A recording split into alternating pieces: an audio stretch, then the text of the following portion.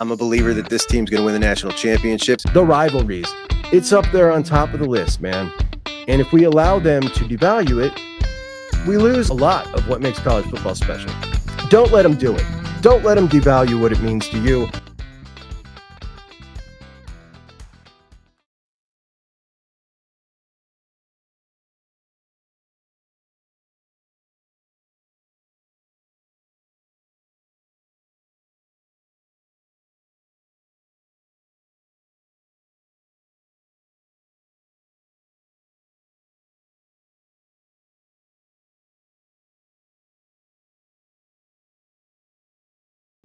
And welcome into JUCK Bucks. Appreciate you so much. I am back in the friendly confines of JUCK Studios, Northeast Ohio. Got my normal mic back, my internet connection, let's hope, while we're live here. My normal chair, and I'm feeling great. So I figured before dinner, I would pop on here real quick. I saw a list I wanted to go over because it had me thinking a couple things, but very excited to be home. Thank you to everyone for wishing our Rocco a happy birthday. I read those comments to him on the airplane very loudly. I do that sometimes, things like that, to embarrass my boys. So we got a kick out of that. Got a pile of people mad at me from yesterday's show. I was called a degenerate today. In fact, let me show you. Let me show you this here. Yeah, let's listen to Juck on Bucks. One of the biggest degenerates on this app. Ha ha ha. Why does his eyebrow look like that? His eyebrow. That's singular.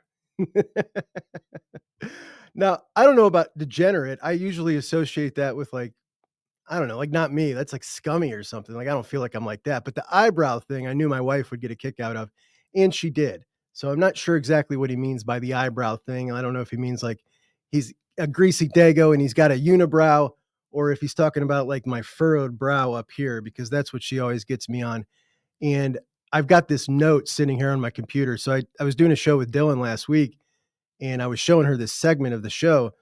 And I was like, gosh, I look really angry when Dylan's talking. She's like, you always look like that. It's your thinking face. I said, well, I don't want to look angry. And she surprised me with this note on my computer that says, fix your face. So that is a little piece of my wife here while I'm shooting to fix my face. Anyway, I got a couple segments here. Really wanted to talk to a couple of you guys as I wasn't able to go live last week because of the connection, though I tried. Apparently the entire city of Orlando is like a black hole for Verizon.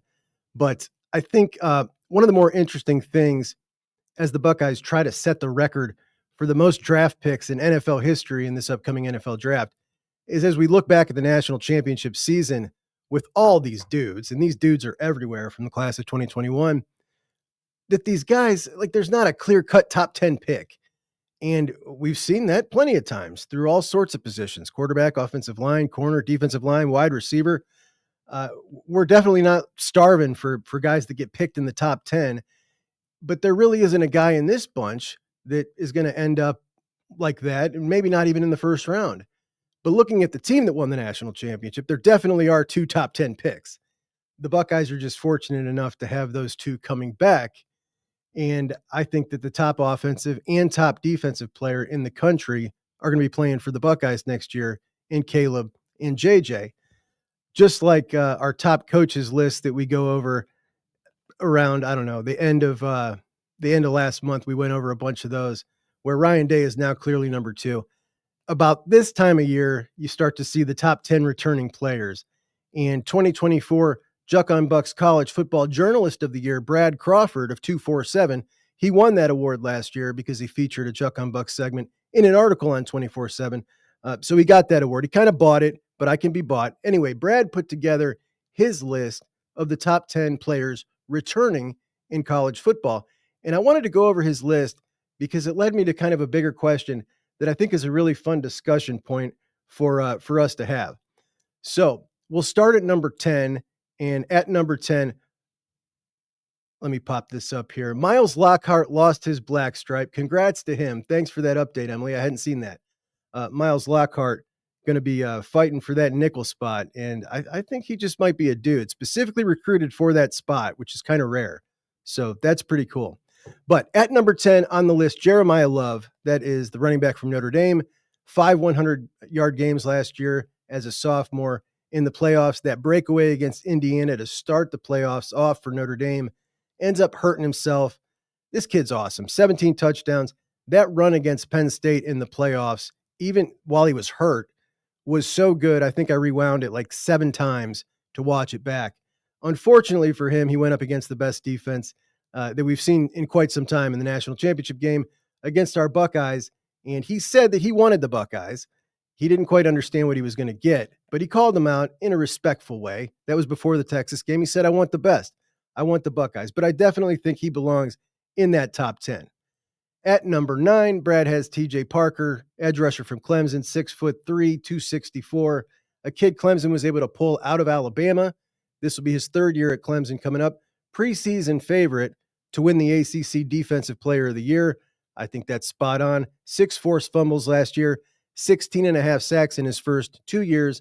Dude's a total beast, 32 tackles for loss. And their defense with Tom Allen should be a lot better. At number 8, Arizona State quarterback Sam Leavitt, a kid from West Lynn, Oregon. And I always get a chuckle when you see a kid from Oregon who's playing high-level college football. They don't produce many out of the state of Oregon, and especially not guys from that play at Oregon. But I got to be honest, like as a guy from Ohio, part of the reason that I grew up loving college football is growing up playing football in Ohio, seeing Ohio players represent our state university and all the tribalism that kind of goes along with that. You know, it's our guys versus your guys. It's not so much like that anymore throughout college football, but still a very big element of that in some places. Ohio's certainly one of them. And if I was growing up in a state like Oregon that really didn't produce any college football players that played for Oregon, I don't know if I would have been gravitated towards college football, because it just kind of feels like the NFL at that point when you're just bringing in your entire roster from around the country.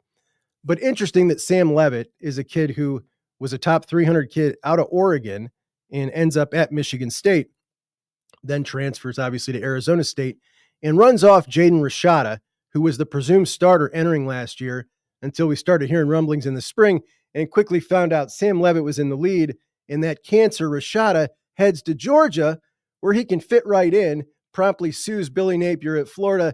It's just what dreams are made of down there in Georgia. But I'm all for the ranking of Leavitt in the top 10. At number 7, Dylan Stewart, edge rusher from South Carolina, 5-star freshman last year, almost was a Buckeye. He loses the edge rusher on the opposite side, Kyle Kennard, very decorated defensive player. So he's going to get a lot more attention from offensive lines. But as a freshman, he started the season off unbelievably. As it went on, Colin Simmons at Texas end up kind of catching up to him as the 2 best freshman edge rushers. And Colin Simmons ended up taking home the hardware, the Sean Alexander Freshman of the Year award, over Dylan Stewart and Jeremiah Smith, which is insane to me. But Dylan's a beast for sure. Prototypical new age edge rusher. The body type is just perfect. 6'6", got that slender, long frame, everything they're looking for now. So he belongs on the list. At number 6, some of you guys are going to hate this one. And I know definitely my guy, Anthony, who definitely is going to add his thoughts on this. And that is Arch Manning at number 6. We get to see Arch Manning game 1, so that's a plus. But 4 new starters on that Texas offensive line. A lot of people concerned about that for Texas. I just trust Kyle Flood. I certainly know that the recruiting has been great, and Kyle Flood's an excellent offensive line coach. And it doesn't concern me if I'm a Texas fan, just like replacing Ohio State starters doesn't really concern me. When you got good coaching and you recruit well and you're seeing your guys develop in the system and you've had several cycles of really good recruiting, replacing linemen just doesn't scare me as much. They've obviously got very talented wide receivers, as we know, including diva freshman Jamie French, that I'm so happy Ohio State does not have. Instead, they've got Quincy Porter. Very happy about that. But Arch, the Heisman frontrunner as we start the season here, I personally think Arch is going to be very, very good as a starter. I think that he has been prepared perfectly, having sat and learned, sprinkled in here and there, been able to start a few games. He's made some big-time college football plays. He's 60-yard touchdown pass. He's done it. 50-yard run. He's done it. Had success running at the goal line. I think it's the perfect way to groom a quarterback. Problem is nobody else is willing to do it anymore. Arch was willing to do it, and I really think that he's going to be a dude. But if you are coaching a team and you're looking for the ideal way to get a guy ready, I think you would do it exactly how Sarkisian did it with Arch. Now he's got to do it. Does it make sense that he is the number 6 overall player entering the season on this list? No, not to me. Everybody else on this list has shown us they belong on this list by their play on the field. So in my opinion, he doesn't belong on the list, and he wouldn't be on my top 10 list because that's speculation. And I'm agreeing with our buddy Anthony here. He doesn't belong on this list at all. He may be, I think he probably will be one of the top 10 players, but I'm just guessing. This title of the list is college football's 10 best players. So I don't think that Arch Manning belongs on here. Number 5, LSU quarterback Garrett Nussmeier, who Brad Crawford says has number 1 pick potential. People are all over the place when it comes to Nussmeier. He had a lot of ups and downs last year. They had a crappy defense at LSU, so he was kind of gunslinging, which, can add to your negative stuff, can add to your positive stuff. He was really good late in games, but a lot of ups and downs. I like him as a prospect. I don't know that I would say that about him, what Brad thinks of him. I don't think quite so highly of him, but he would be in my top 10. I'm going to have to do this list at some point, I guess. Number 4, he's got Cade Klubnik, Clemson's quarterback. And what's interesting, man, this dude, super highly talented out of high school, like big time recruit, and never lost a single game in high school, starts as a young guy at Clemson, and you can see the skill set, but he's terrible. And everybody just kind of gives up talking about him like as a definitive bust. And then he comes out last year, throws 17 more touchdowns than the year prior, shows he can really run the ball. And Dabo talked about kind of getting him into that, like they had to kind of make him run. And he just looked awesome. He looks like the kind of guy that you can win a national championship with the right pieces and parts. And Clemson, with the most returning production in the country, I think is the best when you're factoring in the odds, like the risk reward, the payoff. Like I think the payoff for a Clemson bet to win the national championship is the most likely with the biggest payoff that you can get right now. Like you're not going to make any money betting Ohio State or Texas to win the national championship. Clemson, last I looked, 7th best odds in the country with that returning production and a quarterback and some defensive dudes, got a running back coming in. They got a really good wide receiver room now, again, finally.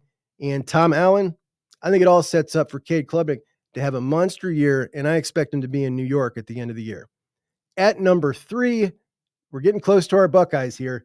Anthony Hill Jr., Texas linebacker, kid out of Texas, entering year 3 now. He was the number 1 linebacker in the class of 2023, 6'3", 234, physically freaky, bad intentions. He's fast. He's a hammer.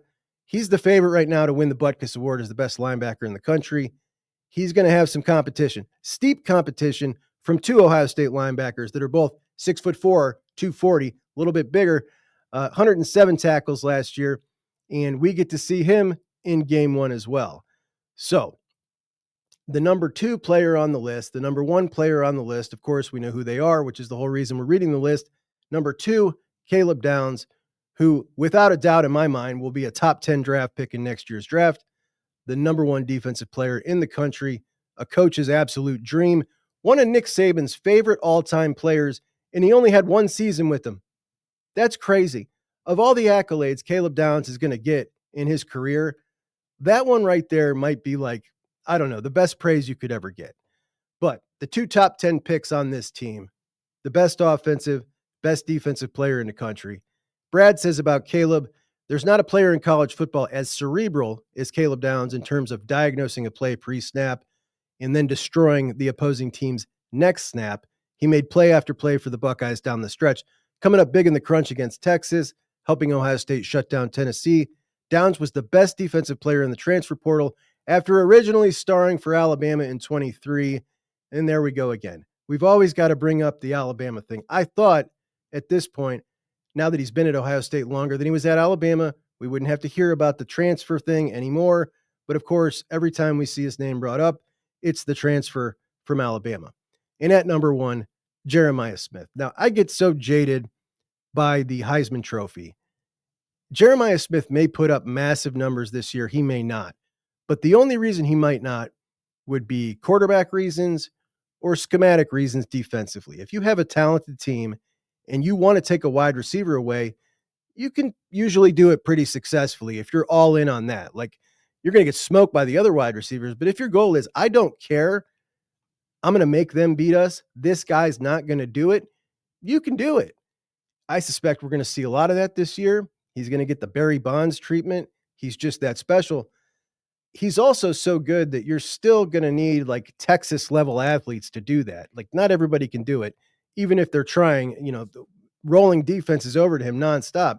They still got to have dudes to do it.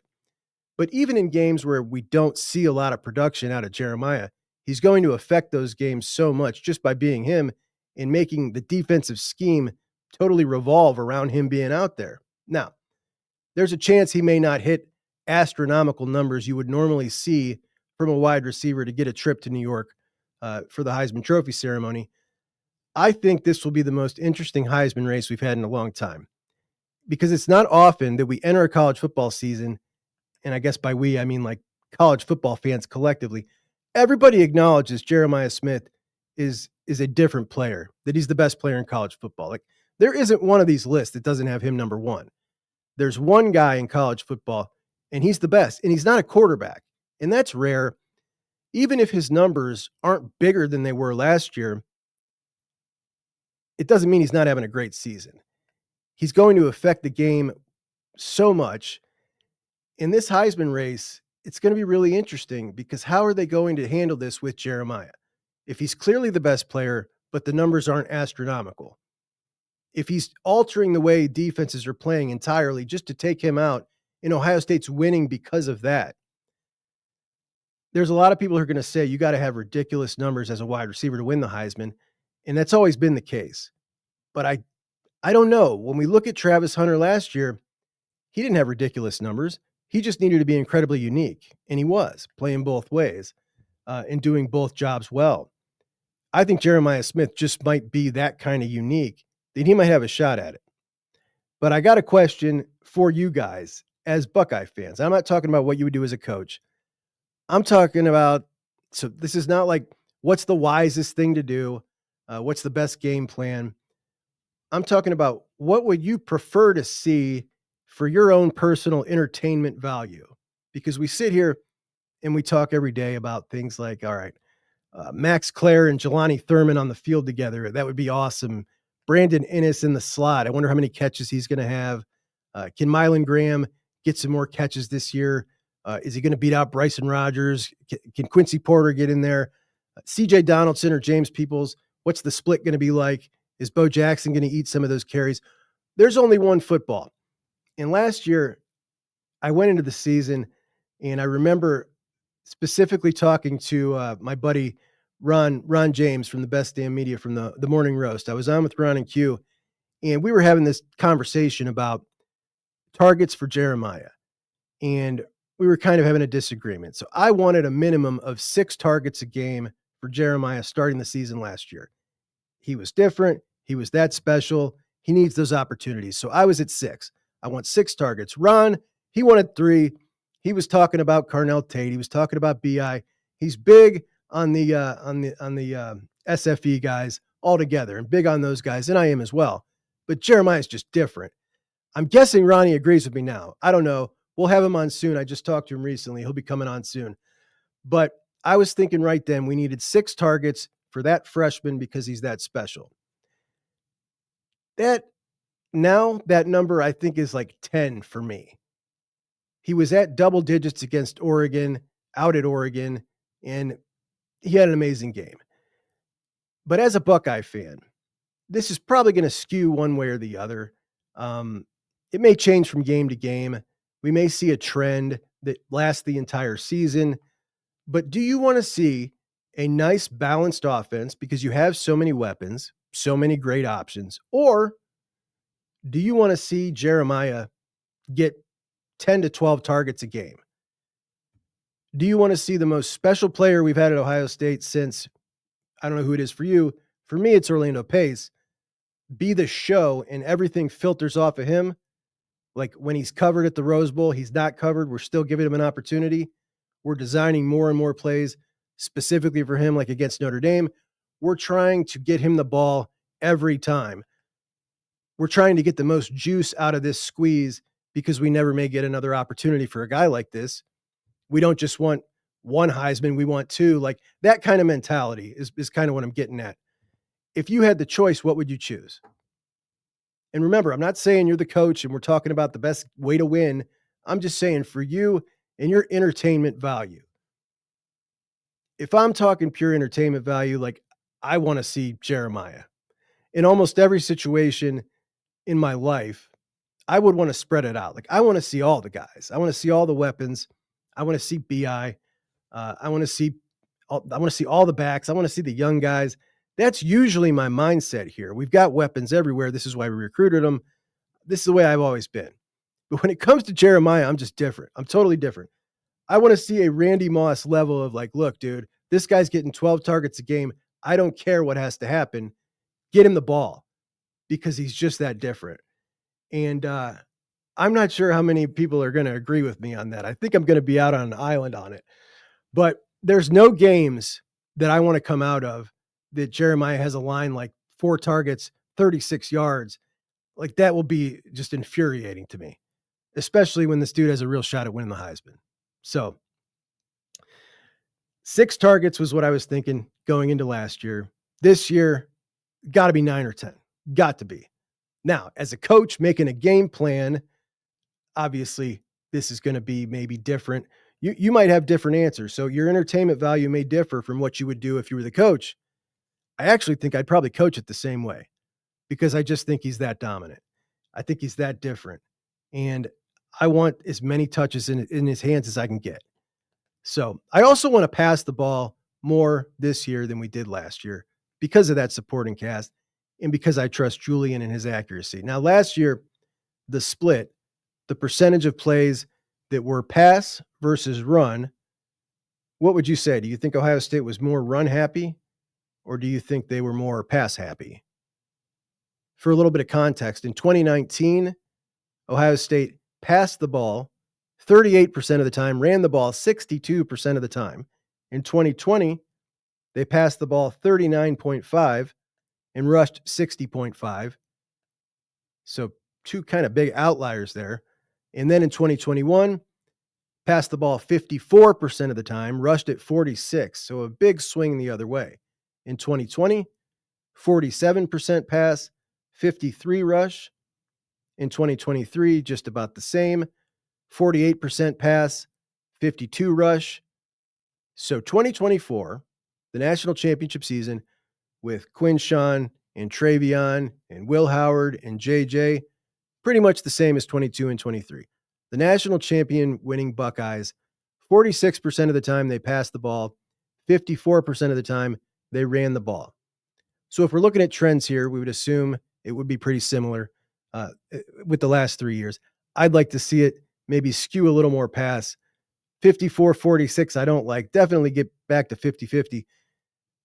That doesn't sound like much, like the difference from 46 to 50, but 535 rushes, 455 passes. I want to see a more pass-heavy offense than that. So that is my question, and that's the top 10 list I wanted to go over with you guys and see what you guys had to think about that. Scooch says, pass the darn ball because it means we're playing to win instead of playing not to lose. That's for sure. Sean, what's up, buddy? You got to get them 10 a game unless they put 3 guys on them. Yeah, I like the sound of that. My man, Terry, what's up, buddy? So happy to be back, guys. I hate traveling. I really do. Emily wants rotation. Emily wants it spread all around. She wants the love to everybody. And she loves Bryson Rodgers. That's for sure. Bryson looks so good, man. Steely says Claire is going to be good. I think I agree. Boy, his film is just something. 154 days till Texas comes to Columbus, says Lunatic Fringe. Did you guys catch the other day that Arkansas fan who put that question in? Should he sell the tickets? So he's not Arkansas fan. He lives in Arkansas. He's got tickets he's a Buckeye fan. He grew up in Ohio till he was 12, moved away, living in Arkansas. And he his first game last year, first ever Buckeye game, was in the Cotton Bowl. So he goes and sees Ohio State play Texas in the Cotton Bowl. Now, he lives around a ton of Texas fans living in Arkansas. Obviously, they don't want to be Arkansas fans, so they're Texas fans, I guess. So our guy bought tickets. He loved it so much. He bought tickets to the Ohio State Texas game in Columbus. So he's going to come up from Arkansas to take that game in, and then finds out that it's a noon game. And he's so distraught, he's thinking of selling his tickets because the atmosphere he thinks is going to suck. So we talked him out of that. I told him it was his duty, and that really got to him. When I said it was his duty, he was all in. 23. What does he know, right? What does he know? Now he knows. So he'll be here. I'll be there. I can't wait. I absolutely can't wait. Emily, Emily says, Chuck acting like he knows me. I mean, as much as I see you comment on stuff, I got a pretty good feel. Blue Wolverine, thank you so much. Appreciate you, buddy. Dev in the house. What's up, brother? All right, Scooch got a big one here. Sayan and Claire will be unlike anything we've ever seen at the tight end ever. There's a possibility there. Honestly, the bar is not incredibly high, right? Not incredibly high. Buckeye wide receiver target Caden Dixon Wyatt is a teammate of Chris Henry Jr. at Mater Dei, as Brian Hartline tries to not just break the curse of Mater Dei, tries to totally blow it wide open and pull two wide receivers out of there in the same class, which would be something. Caden Dixon Wyatt recently visited Ohio State, and he now has Ohio State and Oregon as his top two schools. Oregon's been considered the leader for a while. Alabama, USC also in the mix. His official visits are scheduled May 16th, Alabama, May 30th, Ohio State, June 6th, USC, June 13th, Texas, and then Oregon gets that last visit June 20th. They've thought to been the leader, have been the leader for a while now. I don't know. I don't know what that. The visit certainly seemed to do a lot. He really had a good conversation with Hartline, with Day. He's a really smooth wide receiver. He can make some circus style catches. 247 has him as their number 6 wide receiver in the country, borderline top 50 player in the country. On 3 has him as a 3-star, the number 104 wide receiver, not player, wide receiver, which is really weird. That's like the biggest gap you could have for a prospect like that. That's pretty bizarre. But I'd sure like to have him. I'm not going to be, really upset if they don't get him. I just find it interesting with him and Chris Henry Jr. being teammates. Does that mean you split? Does that mean you want to go the same place? I don't know. Going to be interesting to see how that shapes out, though, with Caden Dixon Wyatt and Chris Henry Jr. I don't know if you guys saw Gary Danielson is retiring. So Gary Danielson been calling SEC games with CBS forever. And he was just the most SEC honk ever, just constantly every game you watched, calling that 3:30 SEC game of the week. It was just like an infomercial for the SEC, which is his job, I suppose, kind of. But because CBS has the contract with the SEC, and he's gonna obviously pump the product. But it was so unbelievably obnoxious, and all of a sudden, the contract runs out, and CBS signs on with the Big Ten. And last year, his first year having to call Big Ten games, apparently it was all he could take. He's announced his retirement. This year will be his last, and then he's riding off into the sunset, which I think is just hilarious. Totally hilarious. Scooch says, not sure how much of an impact CJ realistically makes this year. I hope he's dominant, but I just don't know. You talking about CJ Donaldson? I think CJ Donaldson's going to be damn good, buddy. I think he's going to be a damn good back. Now, I was skeptical at first, but the way he's gotten himself in shape, the attitude, listening to him talk, I absolutely loved. I know you're not talking about CJ Donaldson. I know you're not. But you know what I heard? Look, man. So I've made it clear about CJ Hicks. Like, I think that there's a lot of guys with a lot of talent on a team, And there's a lot of guys to be excited about on this team. And the failed linebacker, who's now going to be the backup defensive end, just like when you look at it like that, I mean, no, that's not really the guy that everybody should be excited about. He's not really earned that. But every single show I watch has a segment about CJ Hicks, and it usually takes up about, I don't know, half the show. And I just find that absurd. But, whatever, man. I get it. People are excited, want to talk about it, whatever. I like the guy, so I don't want to like sound like I'm bashing him, but that his career has been not good. That's for sure. And I heard somebody say yesterday, talking about CJ Hicks as, a third down, in this specialized package as a third down edge rusher to come in and rush the quarterback. But would CJ Hicks, would he want to do that his senior year? Would he be happy with that? Having such a bit role, playing just 12 snaps a game. And I'm thinking, like, how many snaps do you think he's going to get as the backup defensive end? Like Kenyatta, if he got 17 last year in that rotation as a backup defensive end, that was a lot of snaps. So I don't know how many snaps everybody thinks he's going to get. I mean, I think if I was him, I'd be clamoring for a special package as a third down rusher, because that's the skill set that's going to get him to the NFL right there. If he can dominate that right there, that's the money spot right there. So, I would certainly think that is the much better option for him than just to be the backup defensive end. But Lance Crosley says, mad props to Junkins, his commentary about the on-3 debacle with Stallions. Now, Junkins, that's Quinshawn Junkins. I think he's talking about me. Thanks, Lance. I appreciate that.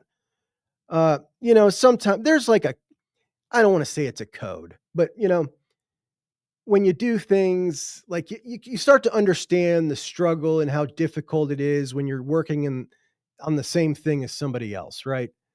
Now, I know how difficult it is to put together shows, and JD Pickle, he does that too.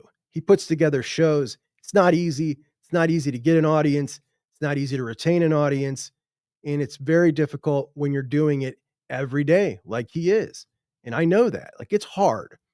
So, always nice when you can get an easy guest, because having a back and forth with a co-host is totally different than doing what he usually does, which is does a solo monologue. And like coming up with everything on your own is just a different ball game. You don't get to have that dialogue like I'm having with you guys right now. Like this infinitely easier than the opening 20 minutes when I had all that stuff to talk about. So whenever I got an opportunity to have a guest and I can have a back and forth with a guest, like that's great. So from that standpoint, yeah, man, I'd be excited about it too. But platforming that guy without saying like, okay, like, yeah, you come on, but understand that I'm going to ask you uncomfortable questions as well. Um, it just was like, now you're just like legitimizing him. You know what I mean? Like no pushback on any of his answers or anything. Then it was just like we're buds, So normally I don't like to come after somebody like that. And I probably was a little out of line calling him like making fun of the fake Southern accent. Like that was probably out of line, but it's fake. It's fake as hell. You know what I mean? Like, I don't know what that's about. You want to appeal to the Southern folks? Here I go again. You know what I mean? So I can't help myself. But no, man, it's garbage. It was total garbage. Posh, what's up, dear? Juck doing a live after vacation. That's dedicated. Well, it's not dedicated. See, that's the thing. Somebody told me, my buddy in the comments yesterday said, Juck, worry about this stuff when you get home. Just enjoy vacation. Like this is my favorite thing to do. Well, not my favorite. It's one of them. You know what I mean? Like it's not work. It is work getting it ready. But once I'm on here, like this is fun. Thank you so much. Doreen, we were on the plane. I had a bunch of happy birthdays to Rocco in the comments. It's all quiet. And Rocco's mom's in the middle and he's on the window seat. I'm in the aisle. And I start, Rocco, we got some happy birthday wishes for you. And I'm reading these happy birthday wishes so that like the rows in front and behind can hear. And he was just mortified. It was so great. It was great.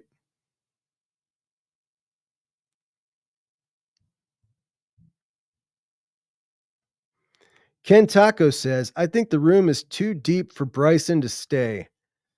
Man, that would suck. I would hate that.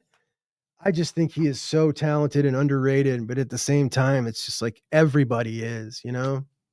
I want to see Mylan Graham. I want to see, they're all so good. It's tough. It is. The room is so deep.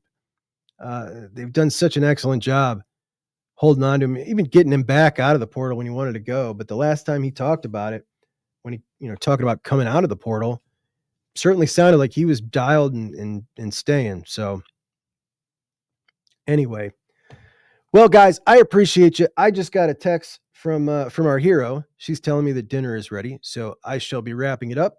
But I do appreciate you all joining me as it's nice to get the first one out of the way here. Got another live. I'm much more comfortable now with these things. It used to be a big nervous wreck to come on live, but you've made it much easier. So I appreciate you all so much, and I will talk to you soon. Tomorrow, I think a show with Dylan, or maybe that'll be Monday. But next one will be me and Dylan. So we got some things to talk about, and we will get to that together. And I'll talk to you guys soon. Thanks so much. Chuck and Bucks out.